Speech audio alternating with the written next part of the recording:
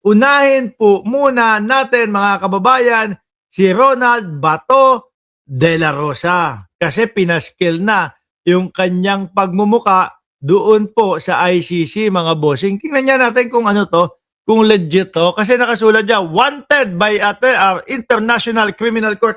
Tingnan natin kung legit ba, no? Ayoko pong ayoko pong mag-feed sa inyo ng maling impormasyon at maling balita eh. ICC, no? Wanted list. Tingnan natin. No? ICC wanted list. Nandito ba si Bato de la Rosa? Tingnan natin. Defendant list of warrant of arrest. Ayan. Lagay na natin yung pangalan ni Bato de la Rosa.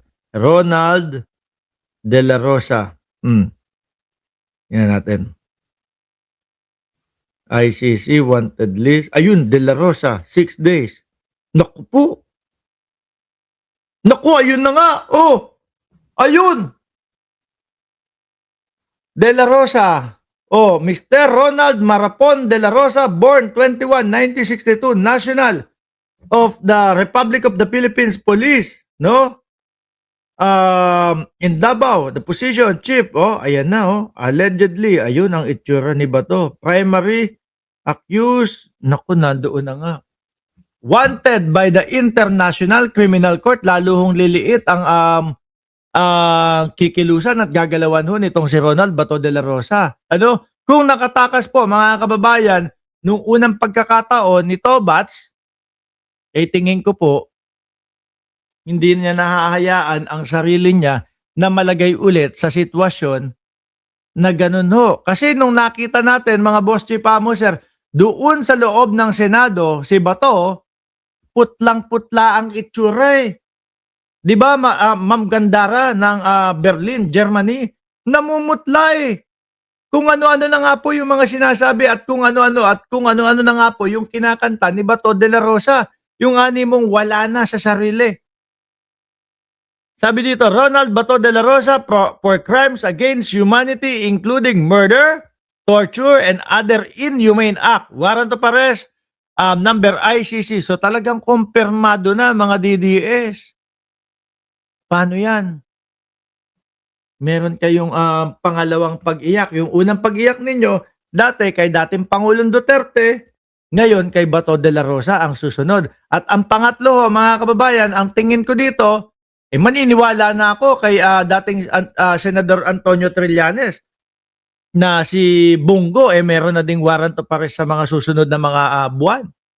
Kasi tumugma ho yung kay dating Pangulong Duterte. Yung sinasabi nila na first batch si dating Pangulong Duterte, nangyari. Na-aresto, nakuha, nahuli. Second batch si Bato de la Rosa, eto na nga po. Sinabi na din ng ICC. Ano po? Ngayon ang tanong.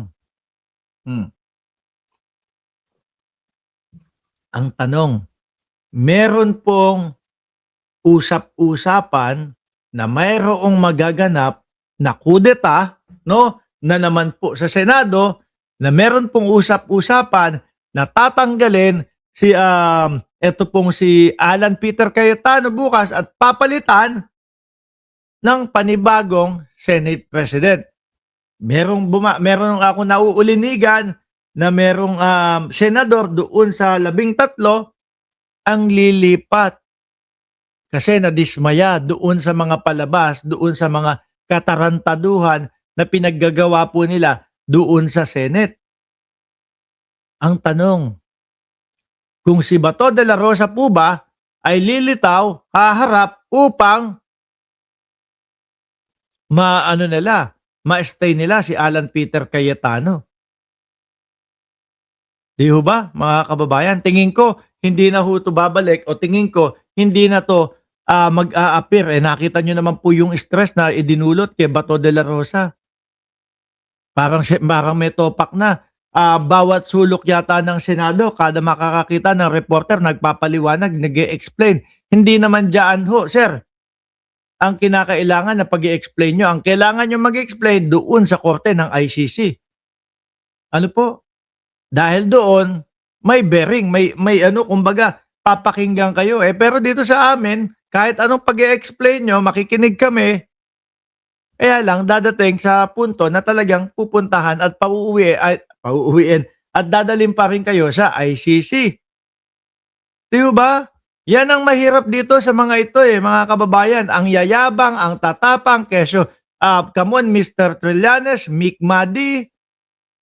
Tapos kapagka dumating po yung punto, oras na eto na, haharapin na nila yung pagyayabang ng mga pinagsasabi nila, nababahag na po ang buntot. Putlang-putla yung mama. With matching, kakantahan ka pa. When our bells rung.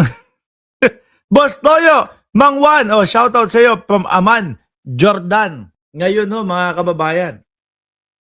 Siyempre ito, alam na nila, nakita na nila, merong warrant of arrest talaga si Bato de la Rosa.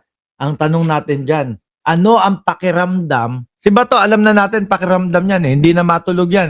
Sa susunod siguro kung lilitaw, lalantad o magpapakita ulit si Bato de la Rosa, mga bossing, medyo payat na ho yan dahil sa stress na dulot nung pagtatago niya.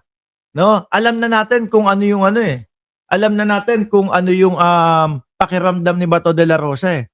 Ano kaya naman ang pakiramdam ng isang bonggo, mga bossing, no?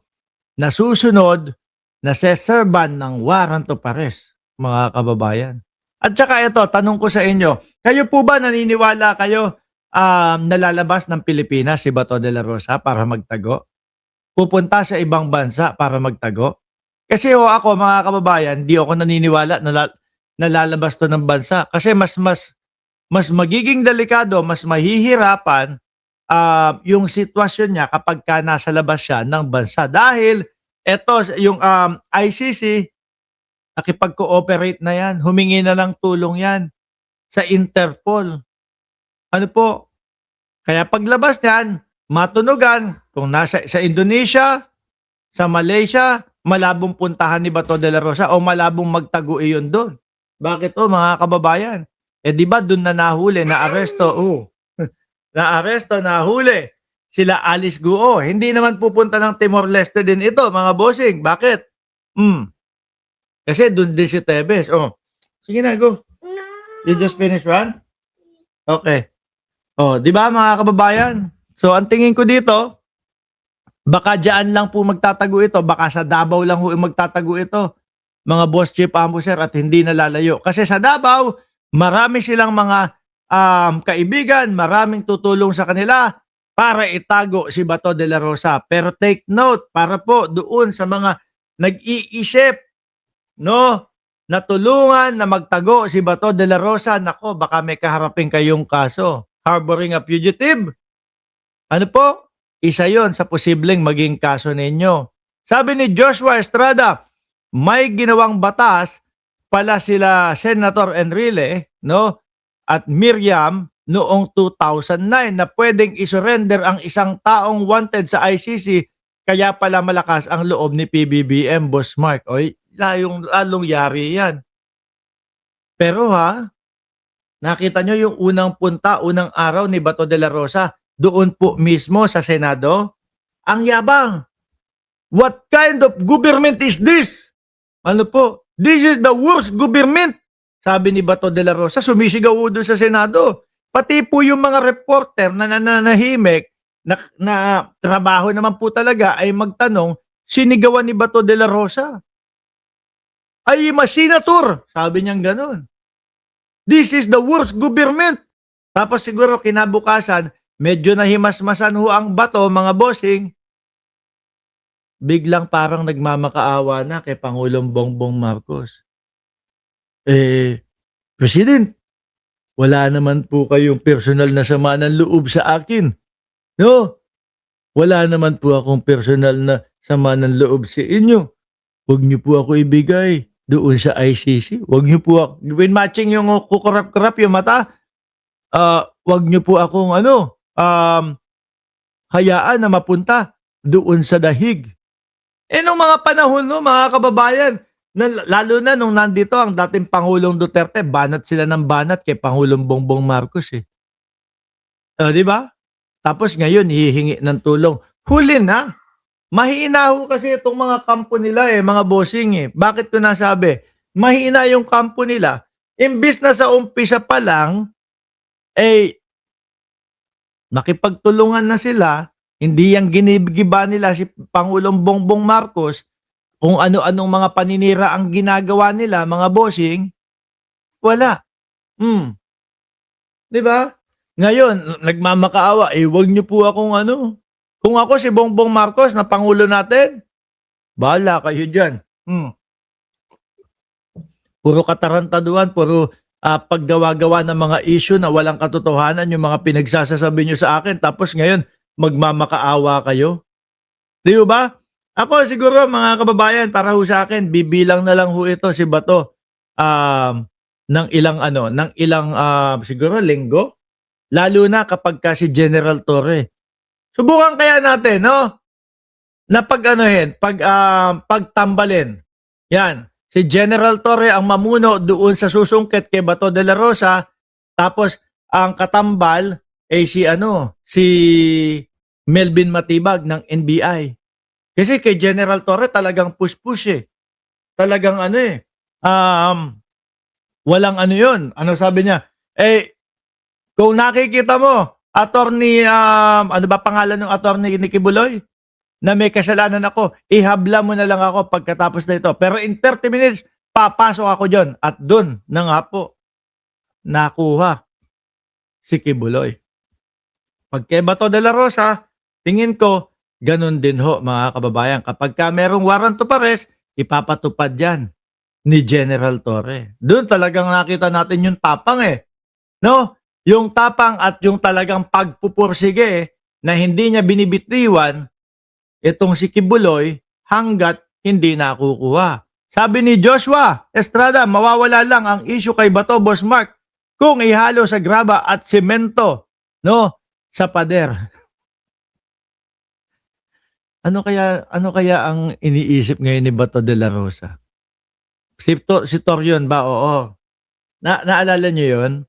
Yun pong yung talagang last day nung last day o last night ni Kibuloy.